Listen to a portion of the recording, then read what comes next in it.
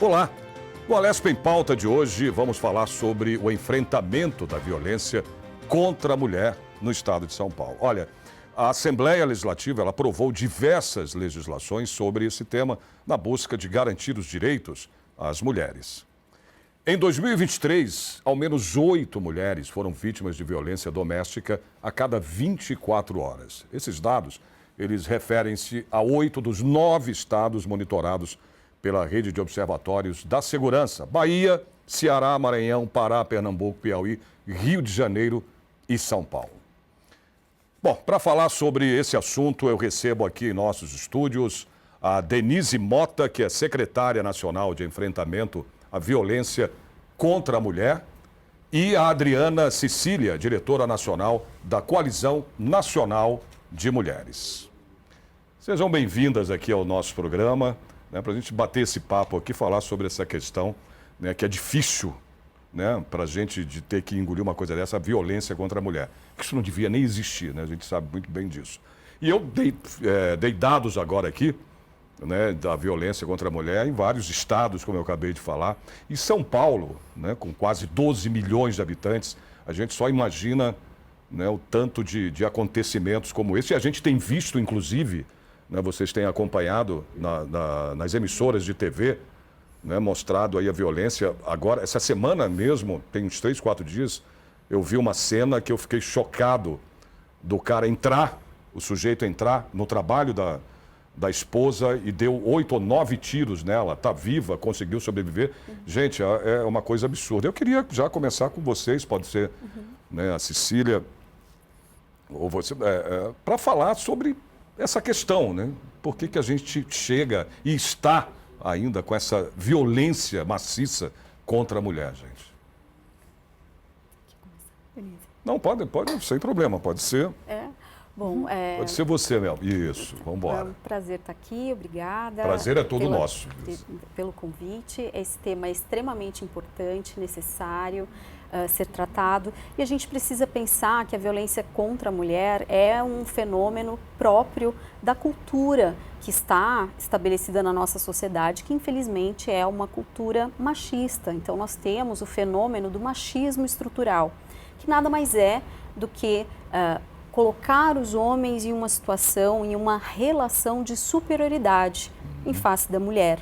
Então, quanto maior essa diferença em relação ao respeito e a consideração entre homens e mulheres, maior a incidência da violência, porque esse homem que se vê em uma situação de superioridade, ele se sente autorizado a fazer o que quiser com essa mulher, inclusive agredi-la, violentá-la e matar essa mulher. Então, a gente precisa conversar muito, nós precisamos mudar a consciência. Aí o enfrentamento ele tem que partir dessa ideia de diálogo, de conscientização da sociedade. As pessoas precisam conversar, conhecer, entender esse fenômeno da violência contra a mulher que está ligado a essa ideia de disparidade entre homens e mulheres. Então a gente precisa conversar sobre isso, enfrentar essas diferenças, de diminuir, trabalhar para que essa diferença não exista mais. Eu até falei Cecília, mas é Adriana Cecílio. Cecílio, isso. Você até olhou assim e falou, acho que ele estava falando meu nome, mas é que veio na minha cabeça Cecília, mas é Adriana Cecílio. Adriana. E você falou exatamente o que a gente quer ouvir aqui em relação a essa questão da violência, porque eu citei agora aqui, Denise, a questão desse sujeito, eu não gosto de falar, Deus me livre, mas entrar e dar 8, 9 tiros na própria mulher, mãe dos seus filhos, muitas vezes, Denise? Como é que você vê essa situação também, hoje? Hoje não, que isso já vem há quanto tempo, quantos anos, olha, essa violência contra a mulher que não deveria existir, Denise? Sérgio, para nós do Ministério das Mulheres, em especial eu, que estou à frente da pasta, que é a Secretaria Nacional de Enfrentamento à Violência contra Mulheres, esse é o tema principal, estratégico, o enfrentamento a todas essas formas de violências contra as mulheres. E são duas frentes de atuação. Uma a professora Adriana já falou, a mudança da cultura.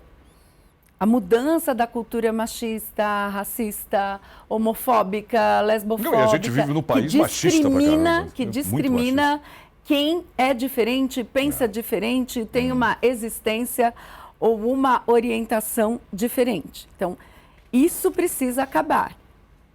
De discriminar o outro ou a outra por ser diferente.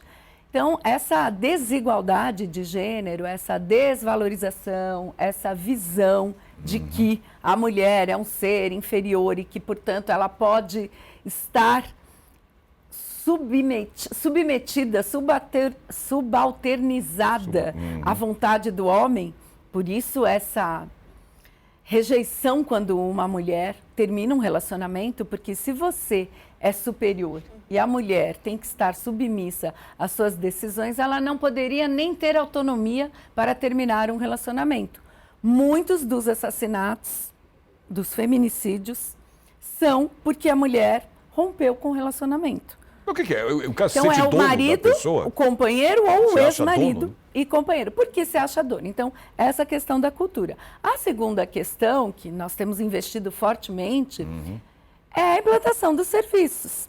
A criação das casas da mulher brasileira, uma em cada capital, que são serviços multidisciplinares, com delegacia da mulher, vara de enfrentamento à violência, promotoria pública, defensoria pública, acolhimento social, psicológico, hospedagem emergencial por até 48 horas, que estão funcionando em 9 capitais. Nosso plano, já saiu a licitação para implantarmos em mais 13 capitais, é que todas as capitais do país tenham as casas. E depois a interiorização para o atendimento humanizado, o acolhimento às mulheres em situação de violência e centros de referência da mulher para atendimento social e psicológico. Aí nós estamos trabalhando já com uma situação de violência que aconteceu e você tem que acudir, acolher essas mulheres. A outra questão é a mudança de mentalidade. Nós lançaremos, agora no dia 19 de março, o Pacto Nacional de Prevenção ao Feminicídio, que envolve ações de 9 ministérios nessa primeira etapa. A segunda etapa vai envolver ações nos estados, municípios, diálogo com os movimentos sociais, para que nós possamos fazer ações do que a gente chama de ações primárias, secundárias e terciárias. O que é isso? É prevenção, o que é primário, é a mudança da mentalidade. Ações secundárias, que é o atendimento de quem já está em situação de violência, e as ações terciárias são as reparações. O que é reparação? Por exemplo, essa lei de reparação e indenização para os menores de idade vítimas do feminicídio, porque perderam suas mães assassinadas e o pai ou está desaparecido ou na cadeia. Então, foi aprovada a legislação, agora em regulamentação. Então, nós estamos trabalhando nessas 3 frentes de ação para enfrentar as diversas violências contra as mulheres e os feminicídios. Adriana, a gente, apesar de ter citado esse caso, e a senhora acabou de falar dessa questão dos filhos, né? Quando a mulher é assassinada pelo marido, isso, vamos falar um pouco de classes, né? Porque hoje, pelo menos o que a gente tem visto, isso não existe mais tanto como, né, como antigamente se falava assim, eram pessoas de classes mais baixas, né, que tinham essa violência. Hoje não, já há um bom tempo você tem, né, a violência contra a mulher em classes médias e altas, né, doutora Adriana? Na verdade, sempre existiu. A violência contra a mulher é um fenômeno que está arraigado na nossa sociedade. Então, a violência sempre existiu. Existe um fenômeno que é chamado de gaiola de ouro, que é um fenômeno próprio em relação às mulheres que estão nessas classes mais altas, vamos dizer assim, classes A e B, que elas têm uma dificuldade muito grande de romper relacionamentos abusivos, porque elas estão em um espaço de visibilidade que faz parte da sua identidade estar em um relacionamento feliz. Então, é muito violento ter que confessar acaba sendo uma espécie de derrota pessoal, você dizer que o seu relacionamento não é um relacionamento feliz, não é aquilo que aparecia para todas as pessoas. Então, felizmente, com o caso da Luísa Brunet, essa mentalidade começou a ser modificada e isso começou a vir à tona. É muito significativo quando uma mulher rompe o circo de violência e ela tem a coragem de fazer a denúncia. Isso é algo que empodera outras mulheres. E o que a gente viu com o caso recente da Ana Hickman, também várias mulheres, elas se alertam a situações, poxa, por exemplo, a violência física é o último estágio, mas antes dessa mulher chegar na violência física, ela passa por muita violência psicológica. Ela passa por aquele marido que grita com ela, que humilha ela na frente de outras pessoas. Aqueles vídeos que vieram à tona depois que a Ana fez a denúncia, aquilo ali era pura violência psicológica. Então, ela era humilhada constantemente pelo ex-marido na frente dos seus funcionários, das pessoas que trabalhavam com ela. Violência patrimonial, ele tomava conta do dinheiro dela. Quer dizer, são vários tipos de violência, né? Não é só a violência, existe... Não é só violência física. Não, a Lei Maria da Penha tutela 5 tipos de violência, né? Violência física, sexual, moral, a violência psicológica e a violência patrimonial. Então, esses 5 tipos de violência, isso também é uma questão. As mulheres, elas demoram a entender. Né? Eu não digo as mulheres, eu digo todas nós demoramos a reconhecer determinados tipos de violência, né? Então, a violência sempre existiu, em todas as classes sociais ela sempre esteve presente, mas existem essas duas situações, existem as mulheres que têm muita dificuldade para sair disso, porque querendo ou não, é uma questão difícil para elas, né? Porque acaba expondo a sua intimidade, são pessoas que estão em um espaço de visibilidade, faz parte da sua identidade, né? Esse casamento feliz, então é muito difícil confessar isso, é doloroso confessar isso e se expor ao julgamento público, mas também existe esse fenômeno da dificuldade da mulher conseguir compreender que aquilo que está acontecendo com ela é uma violência. Isso é muito difícil. É porque a gente fala da questão da denúncia. Muitas vezes, né, a mulher não denuncia por essa situação, por estar achando que está vivendo, que tem que viver, né, um relacionamento feliz e tudo. Antigamente era pior ainda porque a mulher era muito mais submissa ao homem em relação, né, no relacionamento por causa de trabalho, né, de condição. Hoje a mulher está bem mais e muito mais liberta disso. Tanto a gente vê que as mulheres assumem hoje cargos aí importantíssimos, né? Em presidências, diretoria de empresas, enfim, né? Isso mudou. Mas mesmo assim, ainda hoje, como a senhora acabou de dizer, eu cheguei nisso para citar o caso, não só de marido e mulher, como daquele empresário. O empresário que agrediu aquela mulher numa academia, depois saiu fugido para a Arábia, pegaram ele, foi preso lá. Gente, não era nem mulher dele, não era. Ele fazia isso com mulheres das quais ele tinha ou mantinha um relacionamento. Quer dizer, ele não convivia com essas mulheres, né? Porque não, claro, não tem justificativo, não estou dizendo isso, mas para a gente ver a que ponto chega, né, a violência contra as mulheres, gente. Ele agrediu a mulher e depois se descobriu que as mulheres que ele teve relacionamento, todas foram agredidas por ele. O agressor é agressor, né? Ele é agressor em todas as esferas da vida dele, em todos os relacionamentos, porque justamente vem dessa dificuldade de se relacionar e respeitar as mulheres. Então, se ver nesse lugar de superioridade, se colocar nesse lugar do tipo, eu faço o que eu quiser, ainda ver a mulher como uma coisa sua, como um acessório seu. Então, por isso que, né, é importante a gente pontuar isso. A gente precisa desconstruir essa mentalidade, que é uma mentalidade equivocada, uma mentalidade patriarcal. Para que isso aconteça, nós precisamos de mais mulheres nos espaços de poder, porque as mulheres precisam ser vistas, precisam ser ouvidas, precisam ser respeitadas. E isso, a construção dessa imagem coletiva passa pela presença das mulheres nos espaços de poder. Isso é muito importante. Existe um fenômeno na sociedade que é chamado de teatro de identificação. Você precisa olhar as pessoas nos espaços de poder para que você reconheça essas pessoas como autoridades. Por isso que, como nós estávamos comentando antes aqui, e a Denise muito bem pontuou, como foi danoso para todas essas esferas, né, de pessoas as mulheres, as pessoas LGBTs, as pessoas negras, os últimos anos de governo, porque nós tivemos em um espaço de poder uma pessoa que empoderava essas discriminações, que propagava falas extremamente discriminatórias, pejorativas em relação às pessoas, e isso fortaleceu essa possibilidade.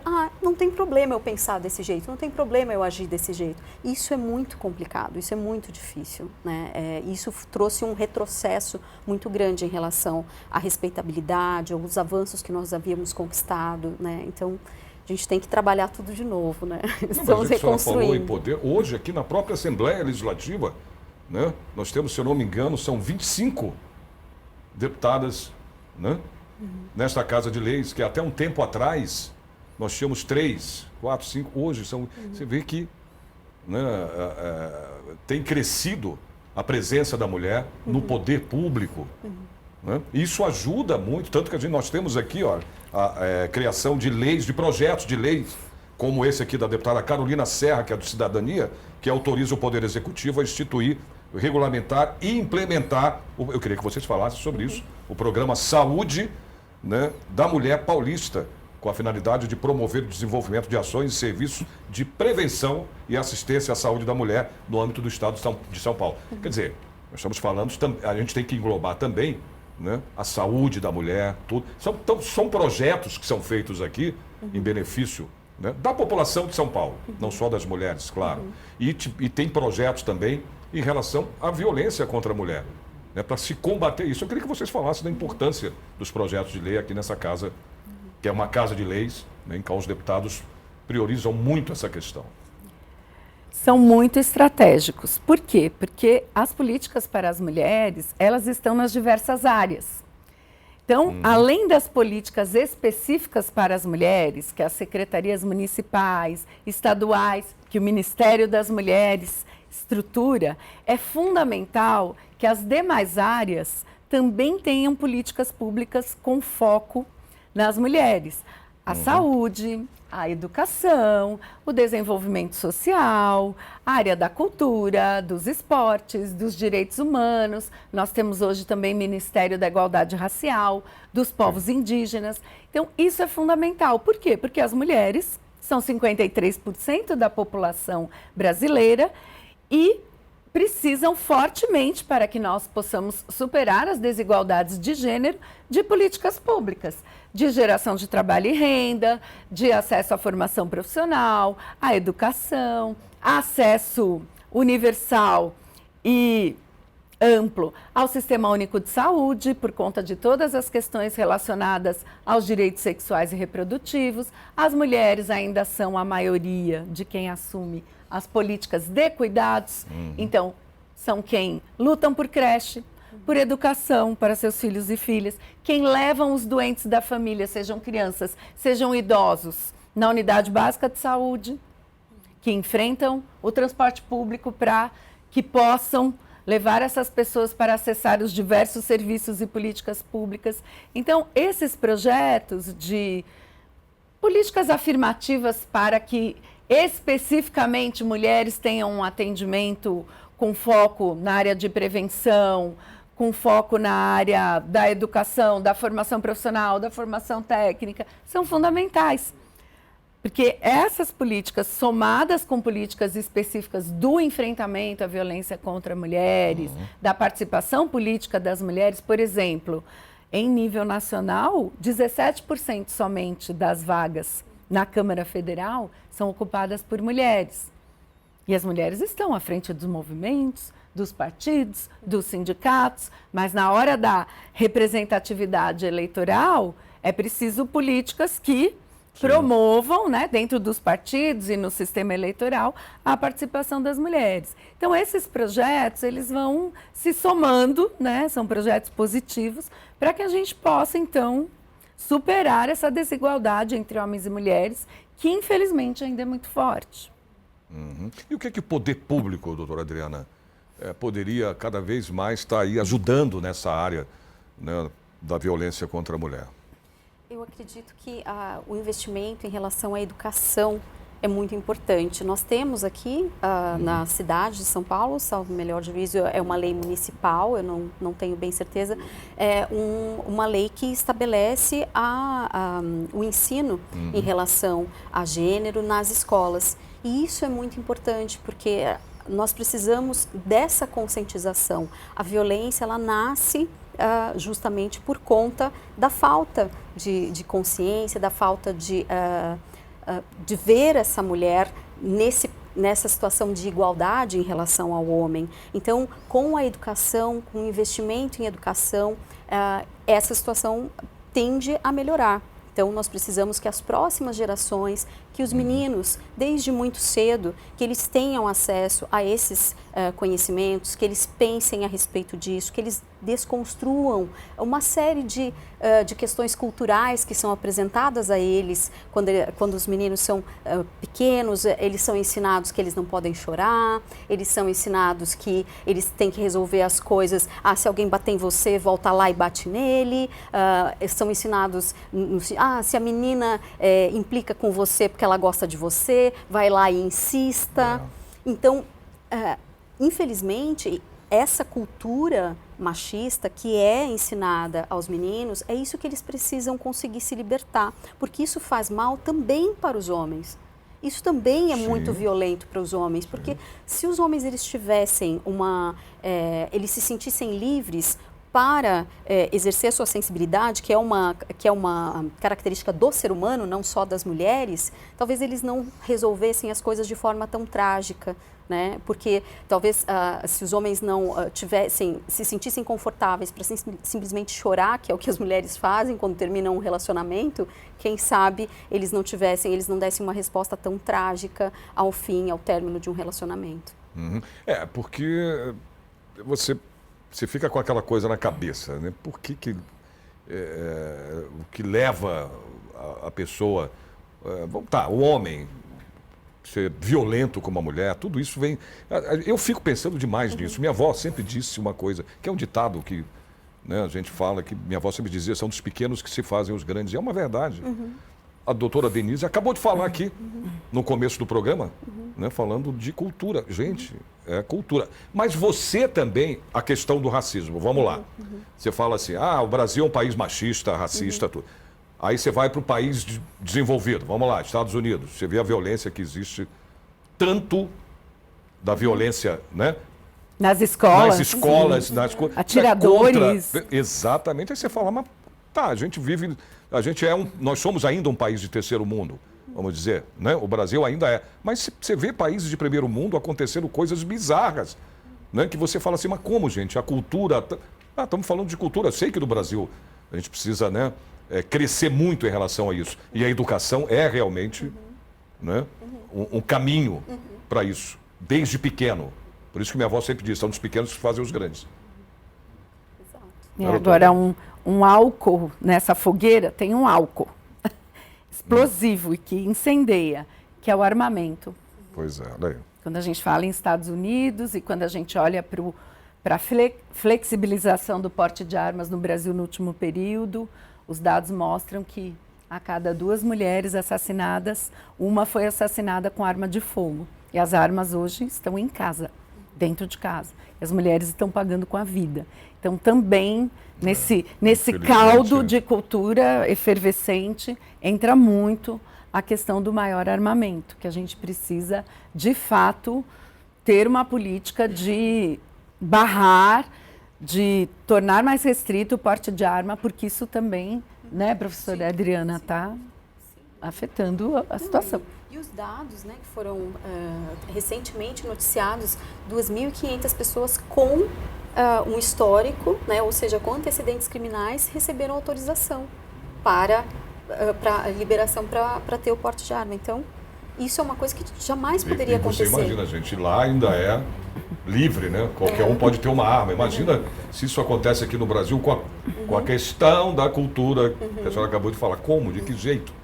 Se lá que tem isso, né? Cultura e tudo como se diz aqui, acontece o que acontece com o liberamento, com a liberação, né?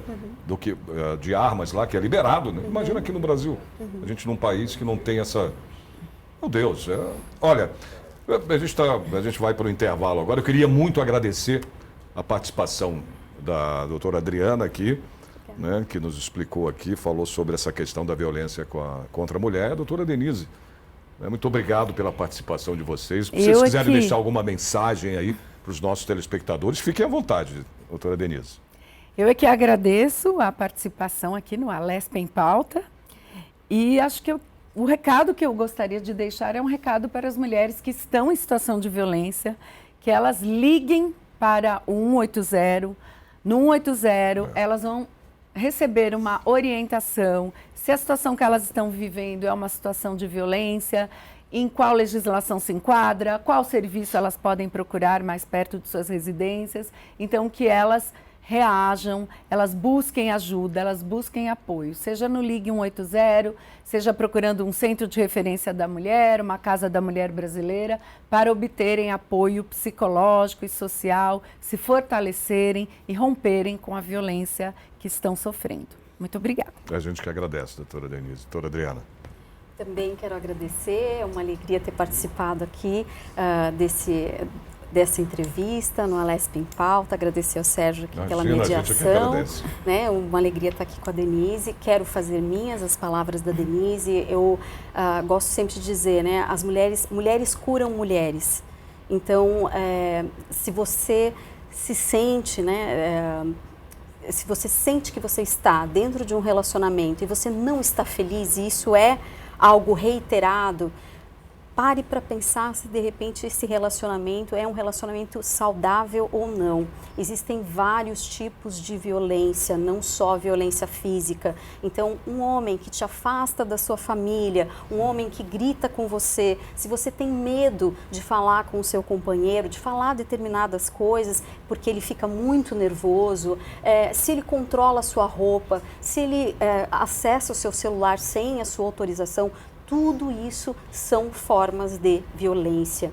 Então, procure ajuda, procure pessoas para conversar, para te dar um suporte em relação a isso, para que você possa resolver fortalecida se você quer ou não se manter dentro desse relacionamento. Existem muitos mecanismos de suporte para essa mulher que está vivendo essa situação. Quero deixar aqui o convite, quem quiser seguir o Instagram da Coalizão Nacional de Mulheres, é esse o endereço, Coalizão Nacional de Mulheres. Lá nós postamos bastante conteúdo em relação aos direitos das mulheres. Então, quem tiver aí, quem quiser conhecer mais sobre o trabalho que nós realizamos e precisar de ajuda, pode mandar uma mensagem e nós vamos ter muito prazer em dar o suporte necessário para que você possa sair dessa situação. Muito obrigada. A gente que agradece as duas. Obrigado pela participação de vocês aqui no programa. Bom, nós vamos para o intervalo, voltamos daqui a pouquinho.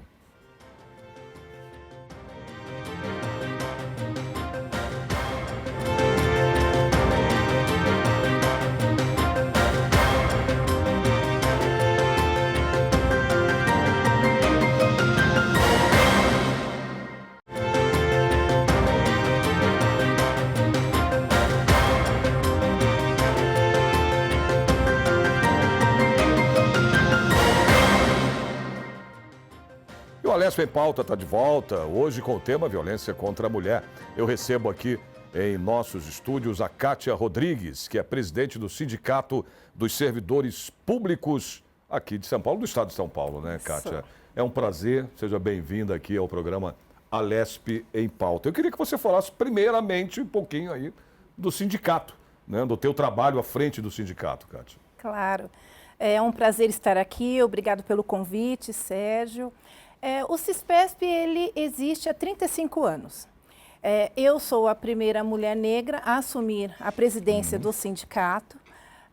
Ele foi fundado em 10 de novembro de 1988 E o CISPESP, ele tem uma representação estadual de uma abrangência muito grande, né? Nós representamos os servidores não somente estatutários, mas também os seletistas. Sabemos que temos alguns sindicatos que são específicos, né? Mas o CISPESP foi o primeiro sindicato no estado de São Paulo. Então, carinhosamente, ele é chamado de sindicato mãe. Ah, tá. Sindicato mãe. Isso. Ah, legal. Tá, e aí? E a importância dele, nós representamos trabalhadores e trabalhadoras do PROCON, da Fundação SEAD, a extinta Fundação Zoológico, nós representamos também a Fundação FAPESP e outros tantos trabalhadores do serviço público. Então, ele tem uma importância muito grande dentro do Estado, né? E para mim é um orgulho muito grande hoje estar à frente de um sindicato e com esse compromisso, né, de levantar a bandeira do sindicato em todos os cantos e ser a voz não só dos companheiros homens, mas também das mulheres, principalmente nós mulheres, né, em todos os espaços que nós podemos estar ocupando. Nós tivemos aqui no primeiro bloco, viu, Kátia, a presença da doutora Denise e da doutora Adriana, que falaram aqui sobre essa questão toda da violência contra a mulher. Né? Que isso é uma coisa que se vem debatendo há anos e anos, há muito tempo, né? O que é um absurdo, que não deveria nem existir. Verdade, né, Kátia? Eu queria saber de você, a tua visão, como é que você vê essa questão toda, né? Que até hoje persiste nessa violência, feminicídio, enfim, eu queria saber de você, no lugar que você mora, tudo. Como é que é isso? Você vê como é que você vê essa questão toda da violência contra a mulher, que continua, não só aqui em São Paulo, como no país inteiro, a gente vê aí, como eu falei no primeiro bloco aqui do programa, a televisão, os jornais, tudo dizendo, mostrando aí, né, o marido entrando no trabalho da mulher, dando tiros, matando, feminicídio ainda aí, com alto índice, né, que não só no estado de São Paulo, como no país inteiro. Exatamente. Infelizmente é alarmante, né, Sérgio? Ainda mais aqui no estado de São Paulo, ele cresce a cada tempo. E nós vemos que as políticas públicas voltadas para essa questão da violência aqui em São Paulo, ela é muito deficiente, né? E, no caso, nós, como movimento sindical, nós lutamos muito em relação a essa questão da violência, mas principalmente, talvez não foi falado anteriormente, sobre a questão da violência moral e sexual. Né? E dentro do âmbito público, a violência sexual e moral, principalmente a moral, ela é muito grande, ela é muito abrangente.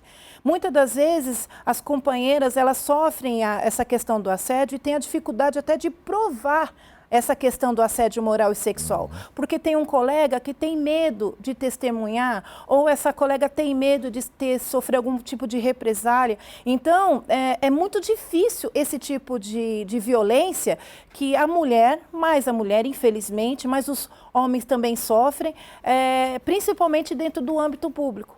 Que muitas das vezes, inclusive, quando esse funcionário, essa funcionária sofre esse tipo de violência, muitas das vezes ele começa a ser perseguido dentro do ambiente de trabalho. Né?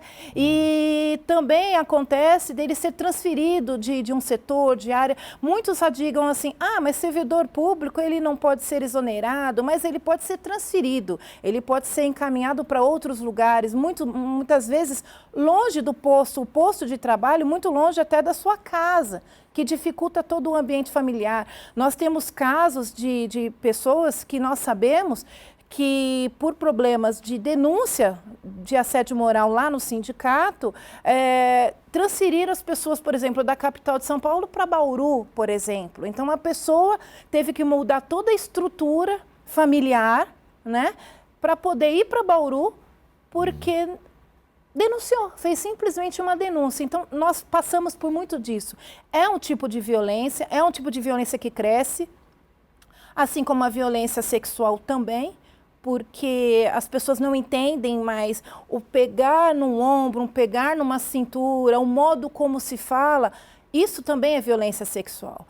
Então, é muito complicado, principalmente dentro do âmbito público. E você tem isso, inclusive, dentro do âmbito familiar também, né?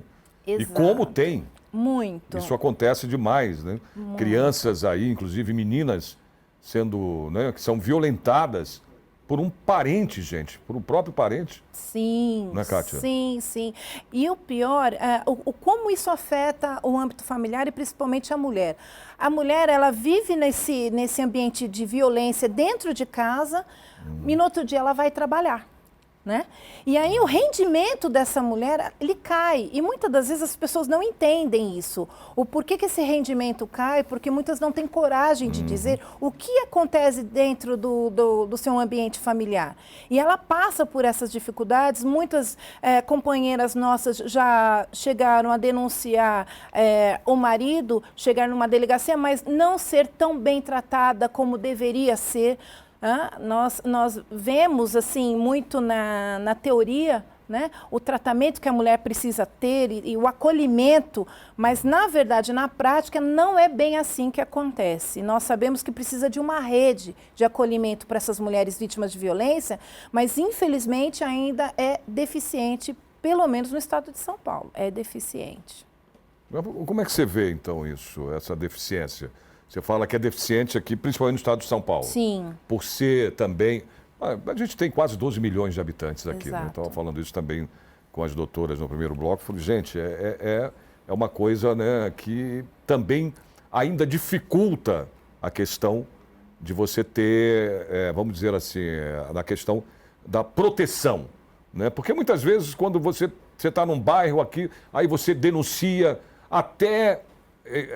chegar ajuda, até chegar a polícia, isso tem, são vários entraves, né, que acontecem aí numa cidade como São Paulo. Sim. É uma, né, a quarta maior cidade do mundo, quer dizer, é uma coisa que não é fácil. Absurda. Você, né, é absurdo. É absurda, é absurda.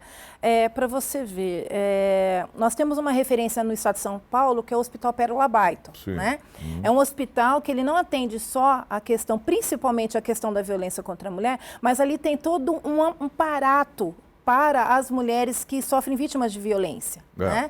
Então, assim, ela não precisa sair do hospital para fazer um boletim de ocorrência, ela não precisa sair do hospital para fazer algum tipo de exame de corpo de delito, porque tudo está ali. Atendimento psicológico.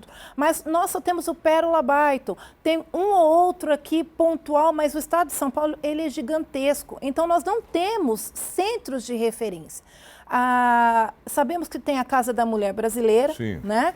Que inclusive o próprio Ministério das Mulheres está inaugurando várias outras casas, mas o estado de São Paulo ele é gigante, ele é imenso. Então nós precisamos mais de políticas públicas, nós precisamos assim que o poder público consiga enxergar o problema da violência em relação à mulher, que é um problema gravíssimo, Sérgio. E assim, nós vemos, às vezes, em alguns debates, que as pessoas acham que o que nós estamos debatendo em relação à violência contra a mulher é um mimimi. E isso é muito triste, porque se formos levantarmos os dados, inclusive, das mulheres negras violentadas, as mulheres negras que sofrem a questão de discriminação, ele é o dobro de uma mulher branca. Então, assim... tudo isso nesse contexto a gente vê que as políticas ficam deficientes. Nós temos hoje uma Secretaria de Políticas para as Mulheres hoje no estado de São Paulo que infelizmente foi passado para nós que não tem orçamento, né? Não tem orçamento para essa secretaria. E nós vemos que não avança. Eu hoje também estou como conselheira do Conselho Estadual da Condição Feminina, numa segunda gestão, e eu consigo enxergar o problema de dentro, porque nós estamos lutando por esse trabalho dentro do Conselho e não há orçamento. E a gente briga por isso, e é muito difícil essa luta. A gente fala em medida protetiva, né?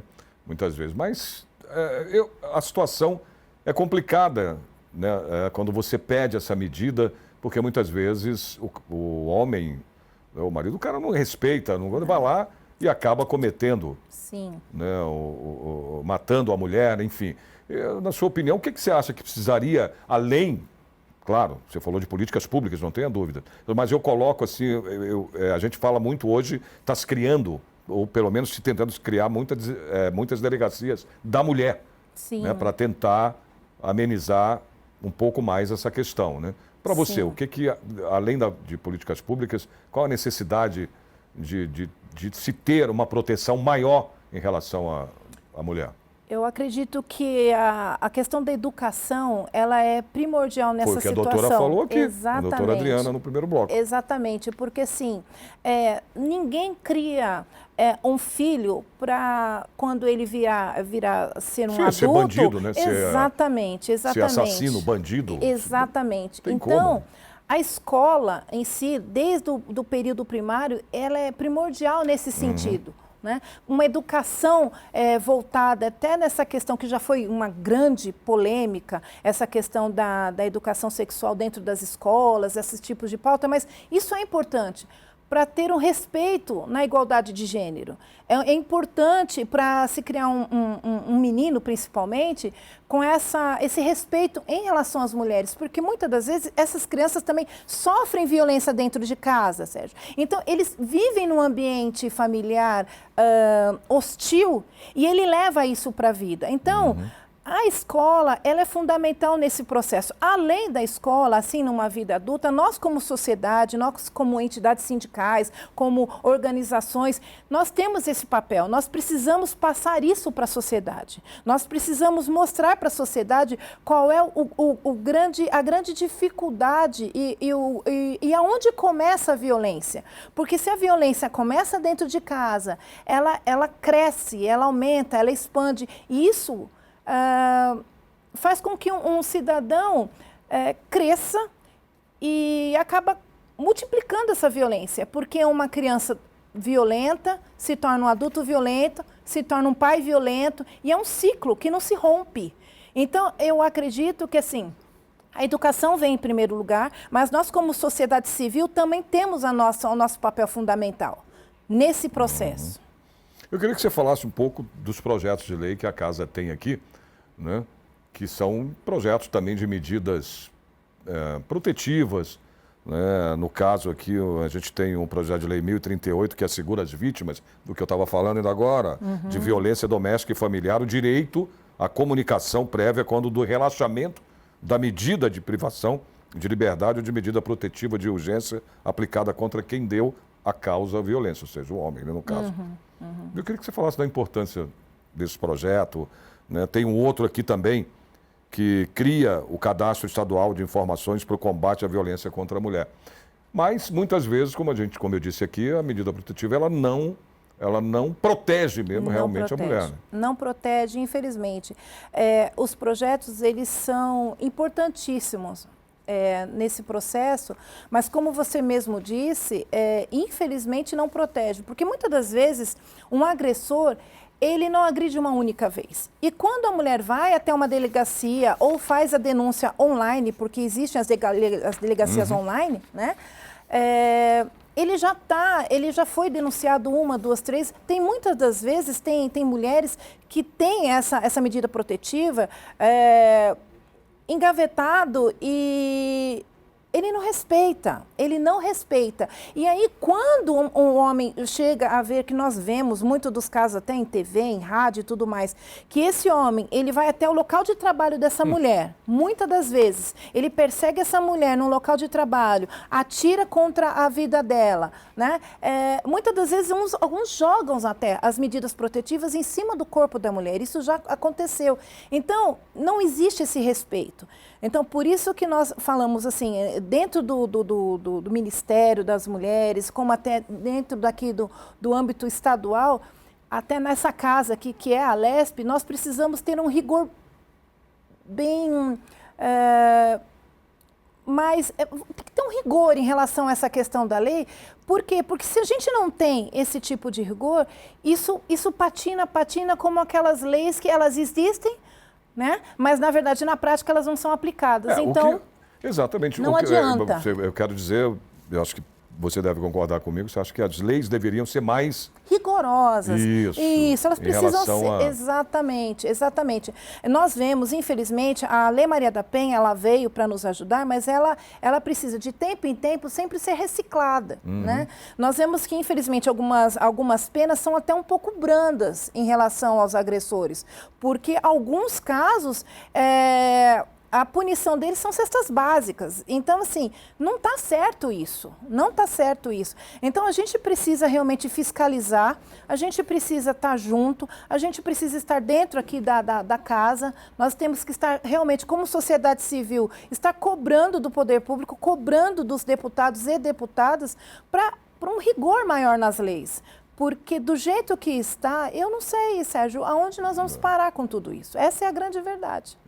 Eu queria falar até agora também nesse assunto teu, que é a tua área, né? Principalmente a questão salarial da mulher, por exemplo, a gente tem comparações hoje, mesmo hoje em dia, né, Kátia, as mulheres continuam ainda ganhando bem menos, né, do que os homens. Como é que você vê isso aí? Que ajuda se pode ter, que trabalho pode ser feito em cima disso para melhorar essa situação também em relação à mulher, para que ela tenha uma condição melhor, né, de poder sair daquela situação, né, daquele convívio que ela tem com um cara, com um marido violento. Né? Muitas vezes a mulher ela acaba se sujeitando a isso porque ela não tem uma condição de sair de casa, uma condição financeira, enfim. Eu queria que você falasse sobre esse assunto também. Exatamente.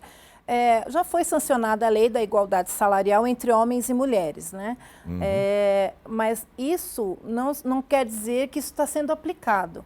Então, o que acontece? Dentro do ambiente público, vou dizer assim, nós não temos essa dificuldade em relação a salário entre homens e mulheres, porque nós somos concursados, né?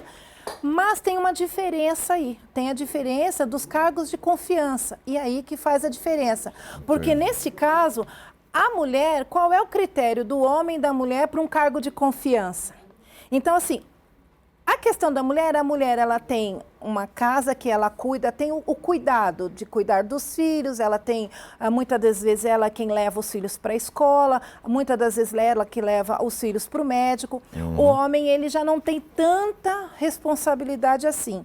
Nesse processo dos cargos de confiança, a gente vê classicamente que nas oportunidades, os direitos de oportunidades ficam com os homens. Então, no âmbito público, é essa grande dificuldade. No privado, já é bem diferente. Então, é bem escancarado, porque já foi comprovado em pesquisa que nós, mulheres, recebemos 20% a menos que os homens. 20% a menos. As pessoas podem achar que isso não é muito, mas é. Isso faz uma diferença muito grande no empoderamento da mulher, como você mesmo disse. Quando a mulher sofre uma violência dentro de casa, se ela tem uma renda que ela possa se sustentar, que ela possa sustentar seu filho, sua filha, sua família, ela vai embora. Muitas das vezes a mulher fica em casa porque ela não tem essa mesma condição. E aí as pessoas acham, mas a mulher gosta de apanhar. Não é isso. Não. Imagina. Não é isso. Muitas pessoas, infelizmente, não entendem que a mulher, ela pensa no conjunto, ela pensa nos filhos, né? Não vai sair da sua casa para deixar, de repente, ir por baixo de uma ponte ou ir para a casa de algum parente, né? Por não ter essa condição financeira. Então, a nossa luta pelo empoderamento da mulher, a nossa luta, até como movimento sindical, para concursos profissionalizantes para essas mulheres estudarem, crescerem nas suas profissões, nas suas carreiras, esse é o nosso trabalho, para incentivar essas mulheres, para elas não estacionarem. Até mesmo no âmbito público, elas precisam sempre estar crescendo, porque se elas não crescem, elas estacionam. Se elas estacionam, alguém vem e toma o seu espaço. Isso... Então, fala pra gente, o que o poder público, as políticas públicas, elas podem ajudar a reduzir, no caso, essa violência também contra a mulher, nessa questão toda. Para você, o que as políticas públicas podem fazer? Ajudar. Eu acredito que, assim, a nível até de cima para baixo, campanhas que incentivem realmente esse trabalho em conjunto entre homens e mulheres, porque, na verdade, Sérgio, a mulher ela não veio para o mercado de trabalho para competir com os homens. Na verdade, a mulher, ela veio para o mercado de trabalho para trabalhar em conjunto com os homens, né? Nós somos parceiros dos homens, então, assim, nós não queremos ultrapassar a linha A, B, nem querer tomar o lugar de ninguém. Mas eu acho que isso precisa ser mais exposto e precisam ter campanhas mais efetivas em relação a isso, para as pessoas entenderem que, infelizmente, a sororidade até entre mulheres é um pouco difícil, porque a mulher, ela tem uma natureza competitiva. Ah, sim. Por incrível que pareça, mas é verdade. Então, eu acredito que campanhas a nível nacional, campanhas a nível estadual, isso precisa ser intensificado, para que nós possamos mostrar, não só para a sociedade, mas principalmente para os companheiros homens, que nós estamos aqui para ajudar, para trabalhar junto, para a gente poder dividir duas mentes pensantes em pontos diferentes de pensamento, mas que se completam. E muitas das vezes isso tem um olhar de competição, competitivo. E na verdade não é isso. O que nós queremos, na verdade, é respeito. Isso nós aí. queremos igualdade, apenas isso. Pô, falou tudo. Né? Eu É o acredito que se que quer, sim. né? Ninguém quer, ela não quer, que a mulher não quer ultrapassar essa competição do homem. Ela quer uma coisa justa, um direito também, né, dela, porque ela trabalha, que ela tem mesmo, fez os mesmos cursos que os homens fizeram, graduação, tudo porque ganhar menos abaixo do homem. E a mulher, no caso da violência, para ela poder ter condições de sair daquele relacionamento, daquela situação, ela tem que ter uma condição. Sim. Então, é o que você falou, muita gente fala, a mulher gosta de apanhar. Isso não existe. Não existe. Né, Kátia? Não tem essa... É muito triste ouvir isso, porque só quem vivencia o problema é quem sabe, né, Sérgio? Quem está dentro do problema. Nós, como sindicato, chegam algumas denúncias para nós, nos pedem ajuda.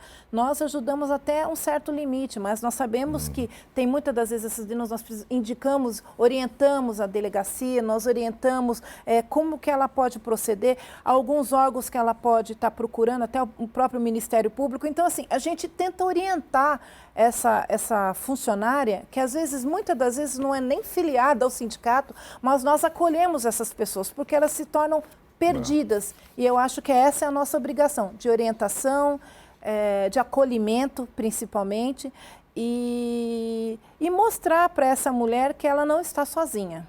E eu acho que é isso que é o mais importante. Perfeito. Kátia, a gente, infelizmente, está chegando aqui ao final do programa. Você quer deixar uma mensagem para o nosso telespectador, falar alguma coisa, deixar um recado? Claro. Enfim, fique à vontade. Obrigada. Eu quero deixar aqui aos telespectadores, não só da Casa da Assembleia Legislativa, mas todos que estão nos assistindo, que esse mês de março é um mês dedicado à mulher. A mulher, exatamente. Né?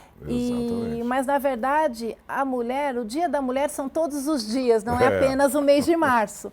Mas eu gostaria de deixar aqui o meu recado às tantas mulheres que estão nos assistindo, nos ouvindo, que você pode, que você faz a diferença, que ela não pode desistir, porque ela, mesmo se ela achar que ela está sozinha em casa, se ela está sozinha, sofrendo violência psicológica, patrimonial, que é muito complicado isso também, de tudo moral, jeito, sexual, pelo amor de Deus. Ela não está sozinha. Que ela procure os canais, né, que tem tantos, não só a delegacia física, como as delegacias online. Procure o próprio sindicato da própria categoria, procure o CISPESP, o Sindicato de Servidores Públicos do Estado de São Paulo, ou tantos outros sindicatos que estão por aí, mas que ela não está sozinha. E que esse mês de março, que ela priorize a ela mesma, porque é o momento dela se cuidar, dela se prevenir, dela ter esse olhar que ela é importante, que ela faz a diferença. E uma mensagem que eu gostaria de dizer é que a mulher, ela tem que ficar onde ela quiser. Porque ela tem esse direito. Perfeito, Kátia. Falou tudo, não tem mais o que dizer, falou tudo. Obrigado pela sua participação aqui no nosso programa. Obrigada a oportunidade de fala e que possamos estar juntos novamente em breve. A gente é que agradece. Obrigada, Sérgio. Bom, o Alesp em Pauta de hoje termina aqui. Até o nosso próximo programa.